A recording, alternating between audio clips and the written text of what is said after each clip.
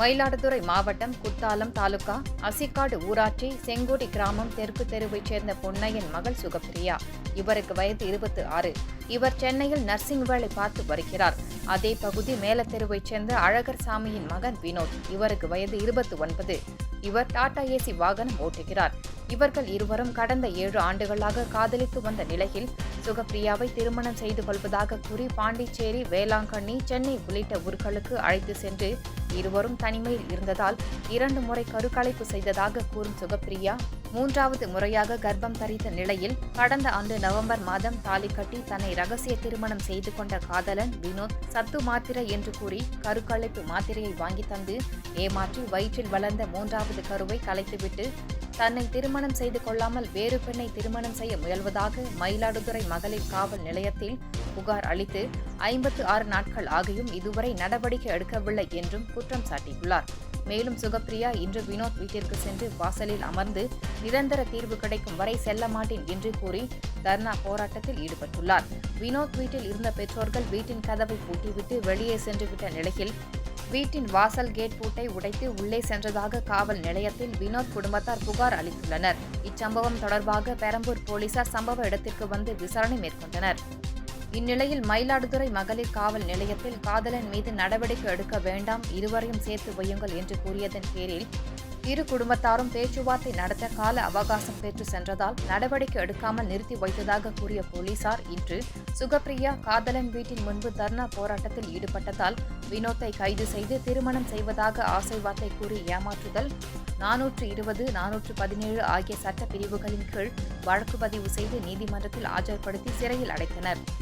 வினோத்துங்கிற பையனால நான் பாதிக்கப்பட்டிருக்கு. அவங்க அப்பா பேர் அழகர் சாமி, அவங்க அம்மா பேர் மல்லிகா. 7 வருஷமாக நாங்கள் பழகியிருக்கோம். 7 வருஷமாக பழகிட்டு என்னை ஏமாத்திட்டா போல. 2021 ஒரு அபார்ஷன் பண்ணேன். அப்போ அவன் தான் அழைச்சிட்டு போய் பண்ணான், கல்யாணம் பண்ணிக்கிறேன்னு சொன்னான். இப்போ மறுபடியும் ஒரு அபார்ஷன் பண்ணேன். அதுவும் அவன் தான் அழைச்சிட்டு போய் பண்ணான். அவன் என்ன சொன்னான், கல்யாணம் பண்ணிக்கிறேன், நீ அபார்ஷன் பண்ணாதான் நான் கல்யாணம் பண்ணிப்பேன்னு சொன்னதுனால தான் நான் அபார்ஷன் பண்ணேன். இப்போ என்னை கல்யாணம் என் தாலியும் கட்டியிருக்கான்.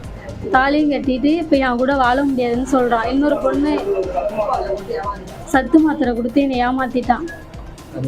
கரு கலைக்கிறதுக்கு சத்து மாத்திரைன்னு கொடுத்து என்னை ஏமாற்றிட்டான். நான் கரு கலைக்கிற மாத்திரைன்னு தெரியாமல் சத்து மாத்திரையை நான் போட்டுட்டேன். அதனால தான் எனக்கு இதுமாரி ஆயிட்டு. இப்போ என்னை ஏமாற்றிட்டான், என்னோட வாழ முடியாதுன்னு சொல்கிறான். நான் அவன் வீட்டில் உட்காந்துருக்கேன். அவன் வந்து இன்னொரு பொண்ணுகிட்ட பேசிக்கிட்டு இருக்கான். அந்த பொண்ணை கல்யாணம் பண்ணிக்கிறேன்னு சொல்கிறான். அதனால் என் வாழ்க்கையை இப்படி நாசம் பண்ணிட்டு உட்காந்துருக்கேன். அதனால அவன் வீட்டில் நான் உட்காந்துருக்கேன். போலீஸுக்கு வந்து நான் போலீஸ்கிட்ட சொல்லி எனக்கு எந்த தீர்வுமே கிடைக்கல. 56 நாள் ஆகிட்டு அவங்க எனக்கு எந்த ரெஸ்பான்ஸுமே பண்ணவே இல்லை. இன்றைக்கி பேசுகிறேன், நாளைக்கு பேசுகிறேன், இன்றைக்கி பேசுகிறேன், நாளைக்கு பேசுகிறேன்னு சொல்லிட்டு தான் பேசிகிட்டு இருக்கேன். எனக்கு நியாயமே கிடைக்கல. அவங்க வீட்டை நான் உடைக்கவே இல்லை, கதவை திறந்துட்டு தான் உள்ளே வந்தேன். ஆனால் அவங்க வீட்டை உடைச்சேன்னு சொல்லிட்டு என் மேலே புகார் கொடுத்துருக்காங்க. அவங்களாம் இங்கே வெளில தான் நின்னாங்க.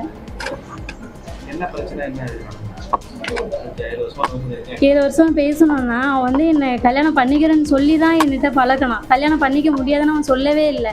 அவன் ஒரே ஒரு காரணம் சொன்னான், எங்கள் அம்மா தான் காரணம்.